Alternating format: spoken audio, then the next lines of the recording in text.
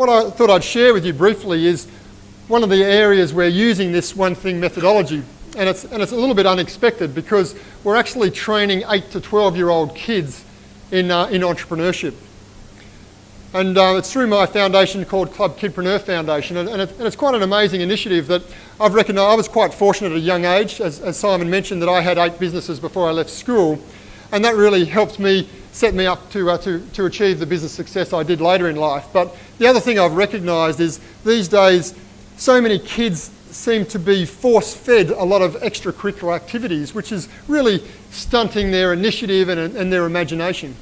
And whilst when I was a kid, it was quite easy to walk around the neighbourhood and drum up a little business for my later enterprise. These days, parents have safety concerns, which they probably should, of their kids being able to do that. So, what the Club Kidpreneur Foundation is all about is how do we foster an environment that the education system is probably missing out on. And we run 2 programs. The first is called Ready, Set, Go of business, and we run an 8-week program in school and after-school care facilities. I think we've done over 45 in schools around Australia now.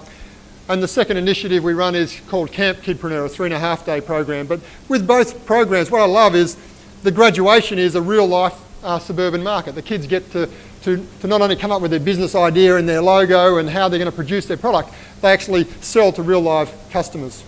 We survive with the support of volunteer mentors. But Alex was telling me that he received an email just the other day from a mother of one of the kids. We ran a program for disadvantaged Aboriginal kids in Everleigh. And he said the email was amazing because this kid had depression for 12 months. In fact, he tried to commit suicide 3 times.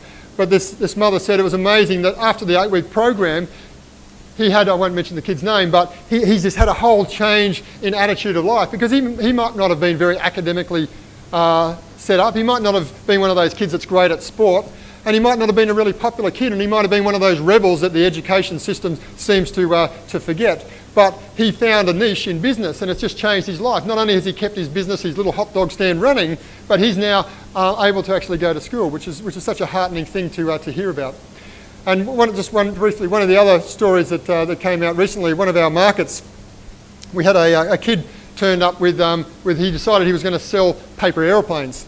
And Seb, our mentor, said to him, he said, mate, I'm not sure it's going to be a good idea because at the markets, it's going to be mostly adults. So, who's going to buy your paper aeroplanes? And the kid said, doesn't matter, I'm going to sell my paper aeroplanes. So he turned up with these beautiful manicured paper aeroplanes all coloured up. And Seb thinks, this is going to end really badly. But one of our mottos at Club Kidpreneur is it's okay to fail, which business is really all about. Anyway, sure enough, the kid sold 20 of his planes in the first half an hour. He was selling them for $1 each or 3 for $3. And